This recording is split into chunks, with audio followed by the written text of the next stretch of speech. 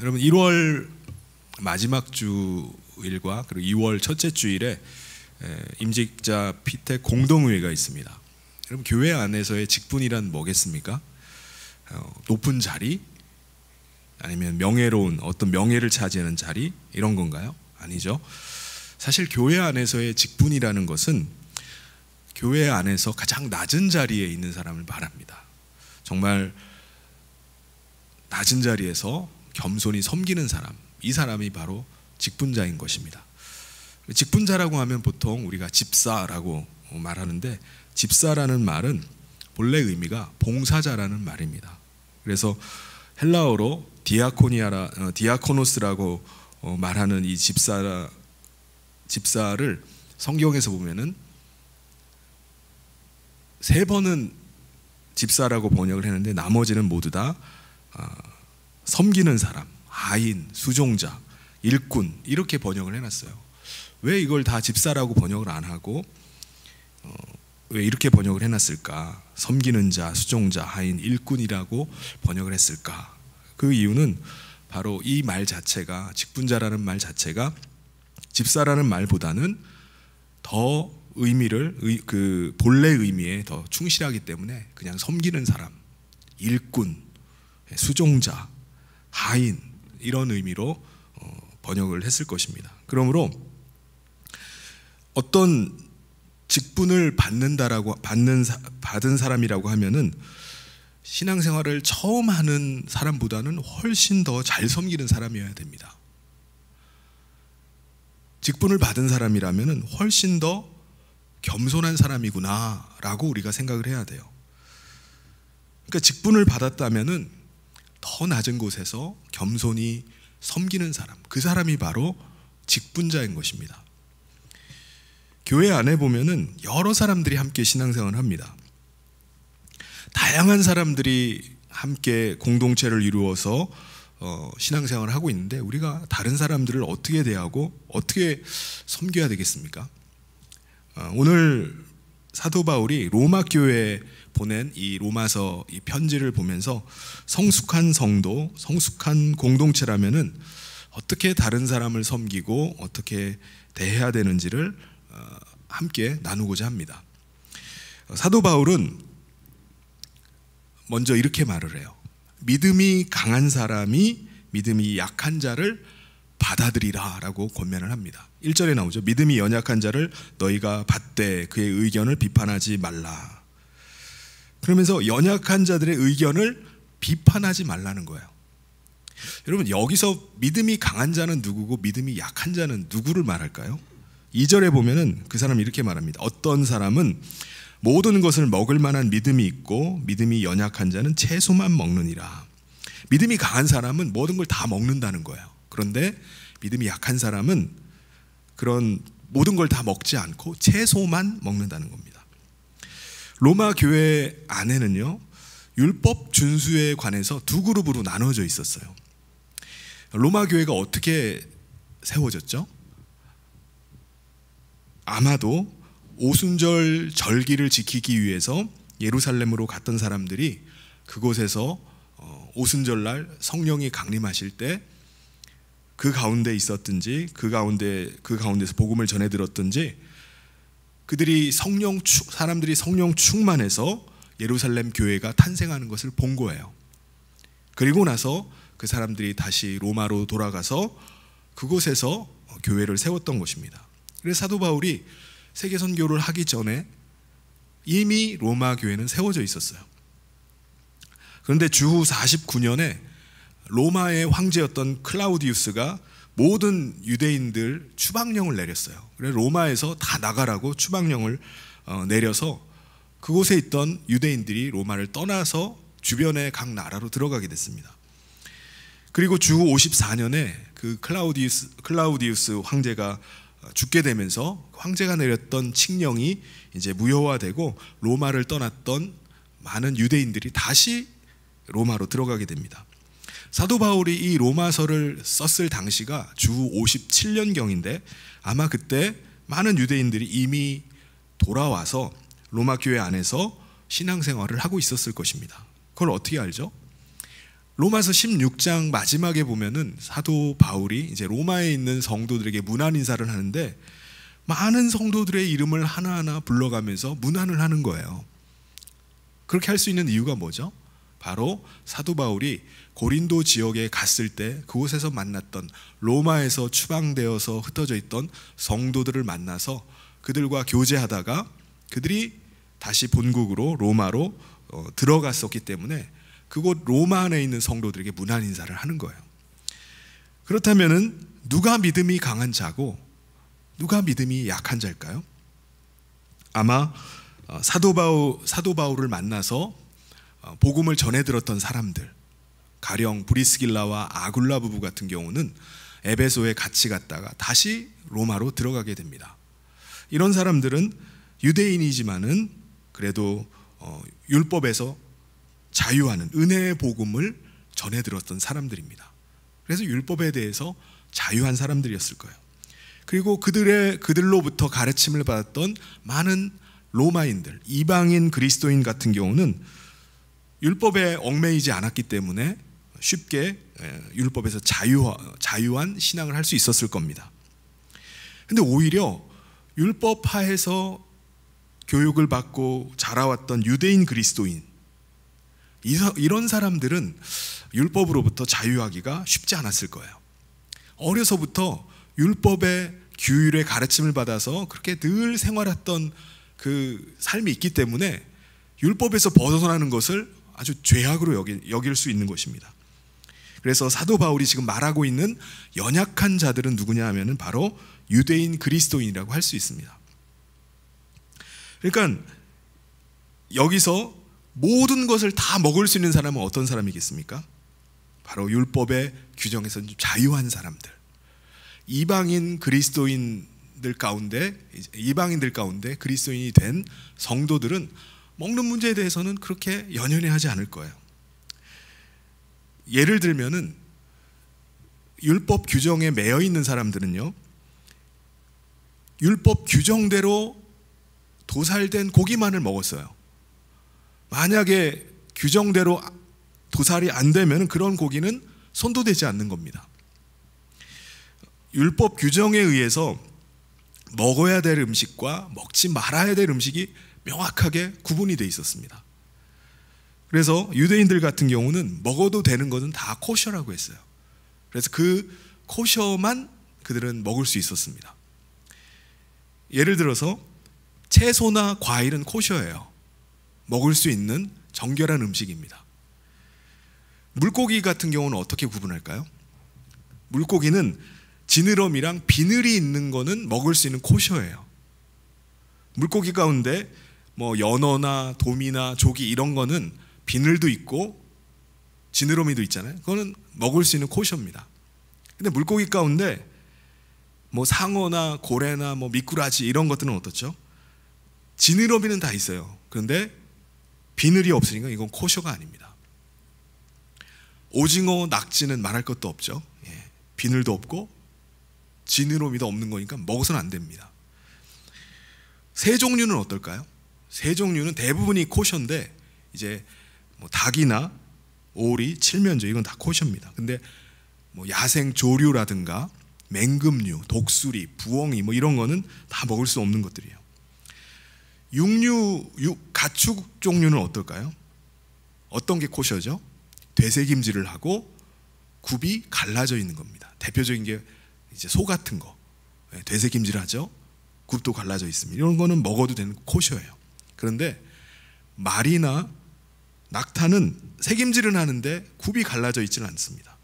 그리고 돼지 같은 경우는 굽은 갈라졌는데 되새김질은 안 해요. 그러니까 먹을 수 없는 겁니다.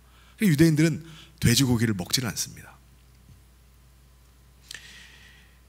또 육체의 생명은 피에 있다라는 이 레위기 말씀대로 유대인들은요, 코셔가 되려면은 피를 완전히 뺀 고기만을 먹습니다.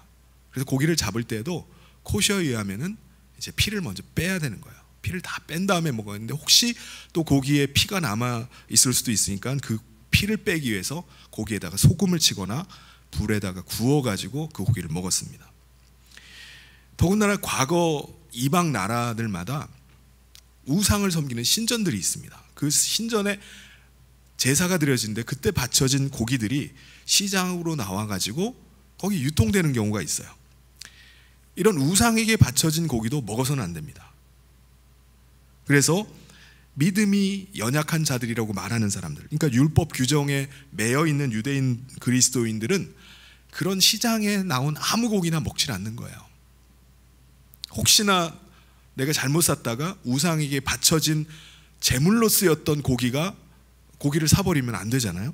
네, 그래서 그런 거는 아예 손은 안 됩니다. 그리고 혹 이제 우상에게 바쳐진 제물로 쓰였던 고기가 식탁에 나왔어요. 그럼 그 사람들은 못 먹는 거예요. 아무리 초대를 받아서 식사를 함께 하더라도 그런 고기가 나왔다는 거 알면은 먹질 않습니다. 손도 안 대요. 그래서 어떻게 하죠? 2절 말씀에 나오는 것처럼 연약한 자는 채소만 먹느니라 라고 하는 것처럼 그냥 딴 반찬 안 먹고 그냥 채소만 계속 집어먹고 있는 겁니다. 믿음이 강한 사람 입장에서는 믿음이 연약한 자를 보면은 신앙의 초보 단계로 볼 수 있어요. 아직도 율법에 매여 있나? 아직도 유대인들의 그 전통과 관습에 매여 가지고 저렇게 신앙생활 하나? 아직도 안 됐어, 초보야 라고 업신여길 수 있습니다. 근데 사도 바울은 그런 사람을 어떻게 대하라고 하죠? 3절에 먹는 자는 먹지 않는 자를 업신여기지 말아라. 나는 마음껏 모든 음식을 다 먹어요. 뭐 코셔라고 해서 그것만 먹는 게 아니라 하나님이 나에게 먹으라고 주신 거니까 나는 믿음 안에서 다 자유하고 다 먹을 수 있다라고 해서 나는 거침없이 다 먹는데 먹지 않는 사람을 보면서 업신여기지 말라는 거예요. 그들은 하나님께서 그리스도 안에서 주신 그 자유를 제대로 이해하거나 누리지도 못하고 있는 상황 가운데 있는 사람이에요. 먹을 수 있음에도 불구하고 율법의 규정에 매여서 이건 하나님이 속되다 하셨기 때문에 먹지는 않겠어 라고 여전히 율법의 규정에 거리껴서 먹질 않는 거예요. 그런데 사도 바울은 그런 이유로 믿음이 약한 사람들을 무시하지 말라는 거예요. 저 사람 아직도 저렇게 율법주의에 매여가지고 저렇게 신앙생활 하나 라고 업신여기지 말라는 거예요. 반대로 믿음이 연약한 사람, 율법 규정에 좀 매여 있어서 나는 코셔만 먹겠다라고 하는 사람들은 믿음이 강한 사람을 향해서 어떻게 할까요? 비판하죠. 저 사람 그리스도인인 줄 알았는데 저 사람 아무거나 막 집어먹네. 어떻게 우상에게 바쳐진 고기를 그렇게 막 집어먹지? 응? 저건 아주 더러운 음식인데 저걸 어떻게 함부로 먹지? 아니 어떻게 하나님의 율법 규정을 무시하고도 저렇게 신앙생활 할까? 아니 어떻게 자기 생각대로 저렇게 신앙생활 하지? 라고 죄를 마치 먹고 마시고 있는 사람처럼 그렇게 비판할 수가 있습니다. 근데 사도 바울은 믿음이 연약한 자들에게 뭐라고 권면하죠? 당신들이 믿음이 강한 사람에 대해서 어떻게 하라고 합니까? 3절 하반절에 보면 먹지 않는 자는 먹는 자를 비판하지 말라. 이는 하나님이 그를 받으셨습니다. 비판한다는 말은 판단한다, 정죄한다, 심판한다 그런 의미예요.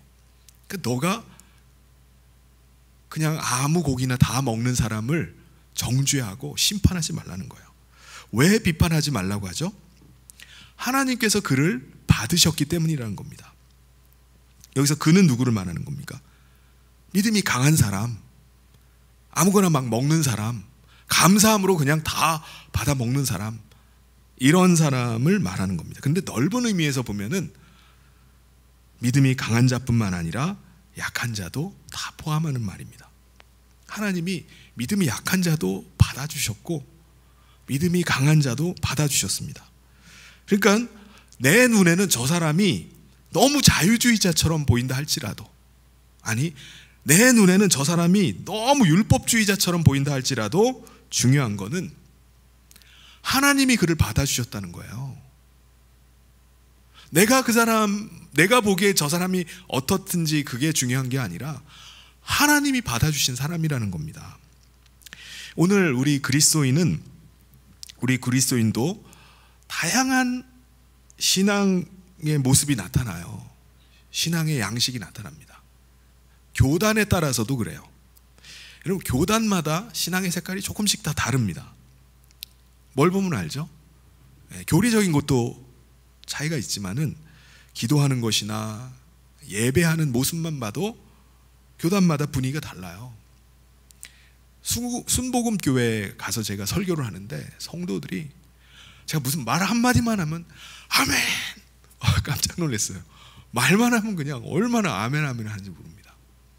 그리고 같이 통성 기도를 하는데 그냥 막 큰 소리로 막 기도를 하는 거예요. 우리 장로교 예배의 분위기랑 또 기도의 분위기가 사뭇 다른 것을 느낍니다. 교회의 역사를 봐도 역사에 따라서도 달라요. 신앙의 양식이. 과거에는요, 주일 성수한다 그러면 어떻게 하죠? 그날은 놀아서도 안 되고 유흥을 즐겨서도 안 되고 돈을 써서도 안 되는 날로 여겼습니다. 그래서 그날은 버스를 타고 교회를 가는 게 아니라 먼 길을 걸어서 교회를 다니는 사람도 있었어요. 그날은 뭐 사 먹으면 죄 짓는 걸로 생각했습니다. 어디 오락을 하거나 이런 놀면서도 막 죄책감을 느끼는 거예요. 헌금할 때도 그냥 헌돈 내면 안 되니까 하나님 앞에 바치는 돈 다리미로 막 깨끗하게 다려가지고 정성스럽게 새 돈을 환전을 못하면 다려서라도 그렇게 헌금을 하기도 합니다. 제가 초등학교 저학년 때 어머니를 따라서 기도원에 갔어요. 아주 유명한 강사가 오셔가지고 사람들이 막 엄청나게 몰려들었습니다. 수많은 사람들이 집회 장소에 모여가지고 빼곡히 앉아 있어요. 저는 같이 앉아 있다가 화장실에 가고 싶어가지고 나가려고 사람들 사이를 그냥 막 이렇게 지나가고 있는데 어느 분이 제 종아리를 딱 때리시는 거예요. 깜짝 놀래가지고 보니까 어딜 감히 거룩한 성경책 위를 지나가는 거야 하면서 한 분이 그냥 저를 딱 때리시는 겁니다. 저는 물론 지금은 그렇게 하시는 분은 거의 안 계시겠지만 한때 성경책 자체도 아주 귀한 것으로 성스러운 것으로 여겨서 함부로 대해서는 안 된다라고 하는 분위기가 있었습니다. 그리고 이 신앙의 양식이 지역에 따라서도 달라요. 나라마다도 다릅니다. 우리 교단에서는 물을 줄 때 이제 물을 이렇게 뿌려가지고 세례를 베풀죠. 근데 우리 교단 파송 선교사님인데 얘기를 들으니까 그분이 사역하는 나라에서는 물을 뿌려서 세례를 주면 사람들이 세례를 안 받는다는 거예요. 세례를 줘도 다른 데 가가지고 다른 사람한테 또 물에 들어가는 세례를 또 받는다는 겁니다. 그래서 자기도 할 수 없이 우리 교단에서는 그렇게 안 하는데 그곳에 가서는 선교 현지에 가서는 침례를 주고 있다라는 얘기를 들었어요. 근데 사실 이런 것들은 신앙의 본질이라기보다는 신앙 양식의 차이라고 할 수 있습니다. 이런 차이들로 인해서 서로를 비방하고 업신여기거나 판단하는 것은 오히려 뭐를 어기는 거죠? 신앙의 본질이라고 할 수 있는 서로 사랑하라는 계명을 놓치는 거예요. 신앙의 본질인 서로 사랑하라고 말하는 것에 그것을 놓치면서 덜 중요한 다른 부수적인 것들을 가지고 더 중요하게 여기서는 안 된다는 것입니다. 그러니까 덜 중요한 것 때문에 더 중요한 사랑의 본질을 놓쳐서는 안 될 것입니다. 부수적인 것 때문에 다른 사람을 계속 비방하고 판단하고 업신여겨서는 안 될 거예요. 그리고 여러분, 무엇보다 우리가 그리스도인이 되었다고 하는 것은 우리 안에 그리스도의 영을 받아서 예수 그리스도를 모시는 사람이 된 거잖아요. 예수를 믿기 전에는 내가 나의 주인이었습니다. 근데 예수를 믿고 난 이후에는 내 안에 계시는 예수님이 나의 주인이 되시는 거예요. 그래서 내 혼이 원하는 대로 내가 사는 것이 아니라 예수를 믿고 난 다음에, 예수님이 나의 주인이 되신 다음에는 예수님이 원하시는 대로 살려고 합니다. 예수님이 기뻐하시는 뜻을 따라서 살려고 해요. 오늘 여러분이 이 기도회 자리에 나온 것도 내 혼은 어쩌면은 집에서 그냥 쉬고 싶어라고 생각하시는 분도 계실 거예요. 그런데 내 혼이 주님의 뜻에 복종해서 주님이 나를 부르시고 내가 주님 앞에 기도하는 것이 주님을 기쁘시게 하는 거겠다라는 생각을 들어서 거기에 순종해서 나오셨을 것입니다. 그러니까 이제부터는 나의 뜻이 아니라 예수님의 뜻대로 살려고 하는 거예요. 나의 주인 되시는 예수님을 따라서 살려고 하는 삶이 되는 것입니다. 그러므로 우리는 우리 자신뿐만 아니라 다른 그리스도인을 볼 때 어떻게 봐야 될까요? 저 사람이 그리스도인이라면 저 사람은 분명히 예수님의 말씀을 듣고 예수님을 따라서 살려고 하는 사람이구나 라고 생각해야 됩니다. 저 사람이 그리스도인이구나 하면은 저 사람은 저 사람을 주관하시는 분은 예수 그리스도시구나 라는 생각을 해야 돼요. 그래서 사도 바울은 뭐라고 말하죠? 우리 각 사람은 다 예수 그리스도의 종들이라는 거예요. 종. 예수님을 주인으로 모시고 있는 사람이라는 거예요. 그래서 우리 각 사람이 분명히 예수 그리스도의 주인 되시는 예수님의 통치를 받으면서 살아가고 있는데, 종된 우리가 다른 사람에 대해서 이러쿵저러쿵 얘기할 권한이 없다는 거예요. 주인이신 예수님도 그를 받아들이고 그를 인정하고 계시는데 왜 종된 너가 다른 사람에 대해서 비판하고 다른 사람을 업신여기고 있느냐라고 말씀합니다. 이게 4절 말씀이에요. 남의 하인을 비판하는 너는 누구냐? 그가 서 있는 것이나 넘어지는 것이 자기 주인에게 있음에 그가 세움을 받으리니 이는 그를 세우시는 권능이 주께 있습니다. 내가 보기에는 저 사람이 좀 부족해 보여요. 연약해 보여요. 그렇다 할지라도 그의 주인이신 예수님이 그를 세워가실 거라는 거예요. 우리 그걸 믿어야 돼요. 저는 임직자 피택 때도 마찬가지라는 생각이 듭니다. 우리가 사람을 세우기 위해서 여러 가지 규정을 만들어 놨어요. 총회 헌법에도 장로는 이런 사람, 안수집사는 이런 사람, 권사는 이런 사람이 돼야 됩니다. 그런 규정들이 있어요. 그래서 사람들을 이제 세우게 되는데, 우리가 그런 규정들을 가지고 사람들을 판단하고 재단할 것이 아니라 사실은 우리가 하나님께 맡겨야 됩니다. 하나님께서 쓰시고자 하는 종이라면 하나님께서 부르시고 하나님께서 분명히 그 사람을 세워갈 것이라는 그 믿음이 우리 가운데 있어야 돼요. 우리가 생각할 때 우리가 판단할 수 있죠. 재단할 수 있습니다. 저 사람은 저래서 안 돼. 저 사람은 이래서 안 돼. 우리가 그런 규정으로 우리가 사람들을 규정하고 제한하고 판단하는 것이 아니라 우리는 이 말씀에 적용한다면 어떻게 될까요? 우리 가운데 역사하시는 하나님의 손에 맡길 수 있어야 됩니다. 하나님이 부르셨으면 우리가 보기에 부족하다 할지라도 하나님이 세워가실 거라는 거예요. 아무리 부족하고 연약한 사람이라 할지라도 하나님께서 그 한 사람을 세워가신다는 거예요. 그런 사람이 세워진다 할지라도, 부족한 사람, 연약한 사람이 세워진다 할지라도 하나님께서 그를 부르시고 하나님께서 그를 세우셨다면 하나님께서 분명히, 직분자는 어떤 사람이라고 했죠? 봉사자잖아요. 섬기는 사람이에요. 공동체를 섬길 수 있는 일을 할 수 있도록 그를 빚어가실 거라는 믿음을 우리가 가지고 있어야 됩니다. 하나님이 세우셨으면 나도 부족하다 할지라도 내가 성도들의 투표를 통해 성도들에게 택함을 받아서 세워졌어요. 그럼 나는 어떻게 생각해요? 나는 부족해가지고, 나는 연약해가지고, 그렇게 손사래를 치면서 거부하는 것이 아니라 하나님이 나를 부르시는구나, 내가 부족하고 연약함에도 불구하고 섬기는 자로 나를 세우셨구나 라고 나도 나를 그렇게 생각할 수 있어야 됩니다. 내가 부족하지만은 하나님이 분명히 나를 빚어가실 거야.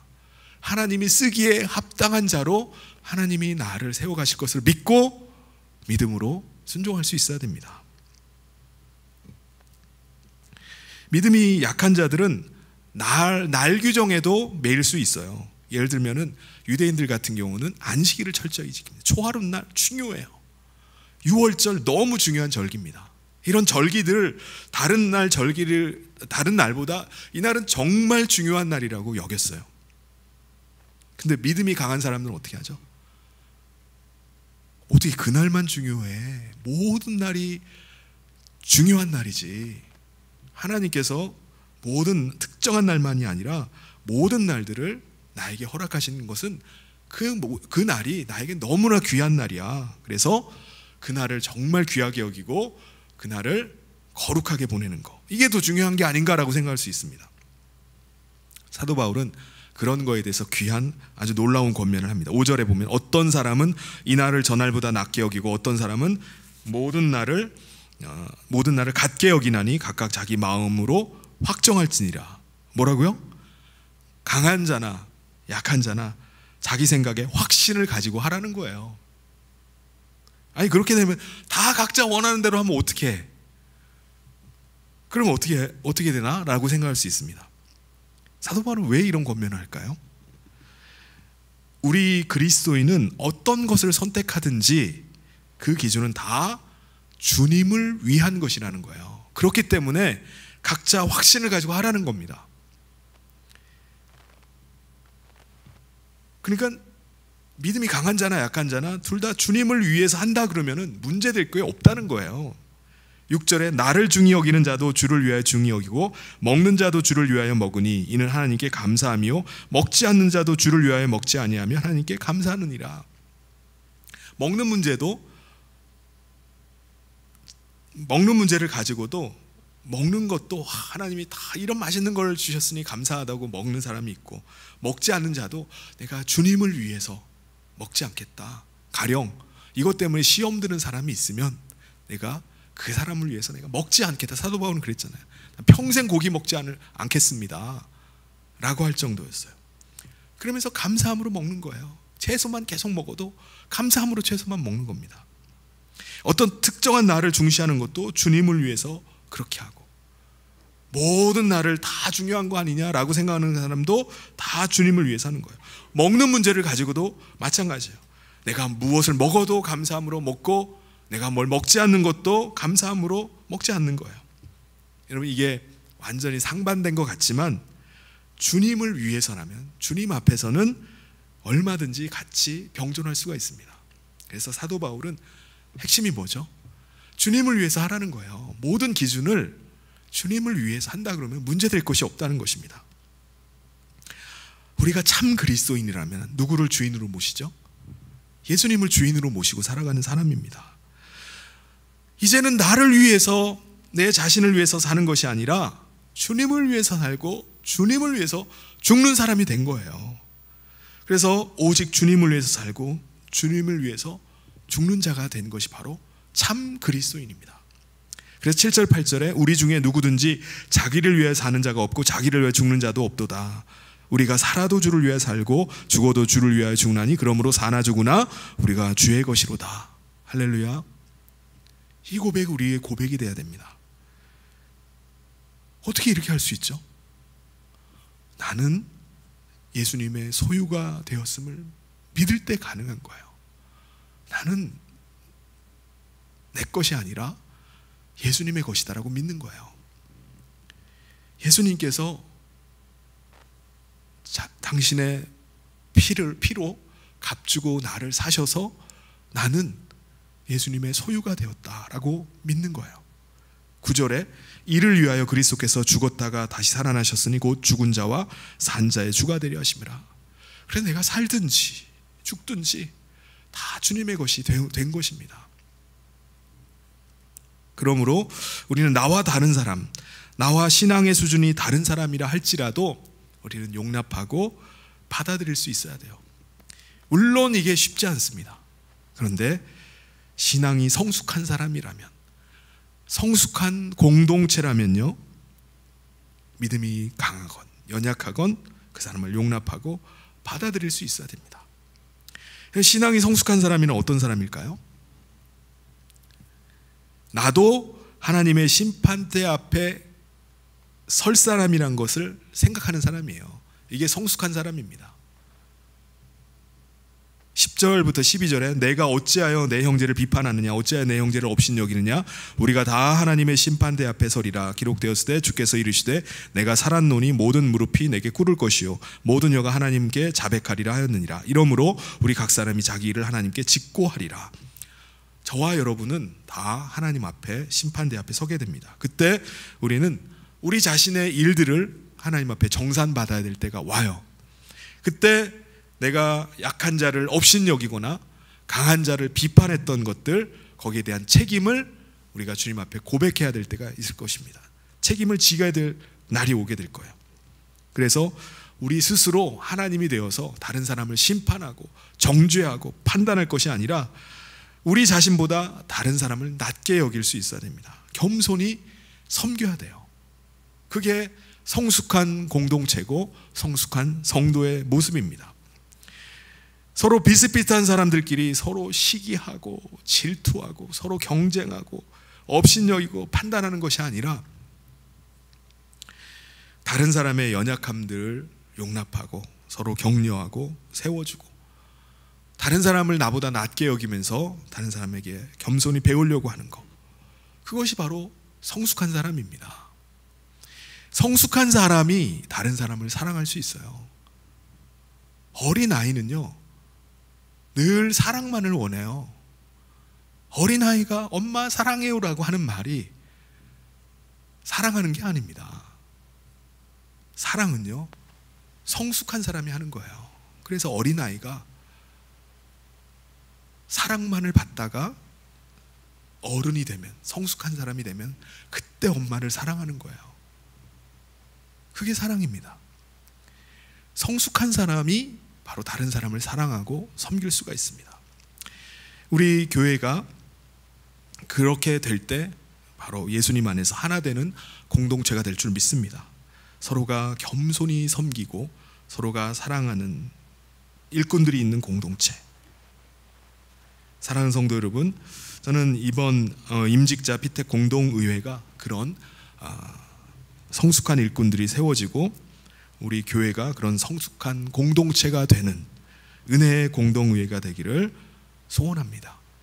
우리가 이 일을 위해서 함께 기도하고 또 나도 그런 성숙한 성도, 성숙한 공동체의 일원이 되기를 소원하면서 함께 기도해 나가는 저와 모든 성도님 되시기를 주님의 이름으로 축원합니다. 우리 같이 기도하고 함께 기도하는 시간 갖도록